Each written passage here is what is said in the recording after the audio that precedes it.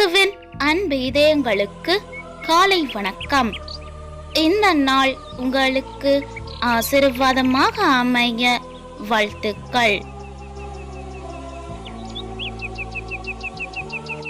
இப்புதிய நாளுக்கான ஆசீர்வாத இறைவசனம் நாகூம் அதிகாரம் 1 இறை வார்த்தை 7. ஆண்டவர் நல்லவர், துன்ப நாளில் அவர் காவலரன் ஆவார். அவரிடம் அடைக்கலம் புகுந்தோரை அவர் அறிவார்.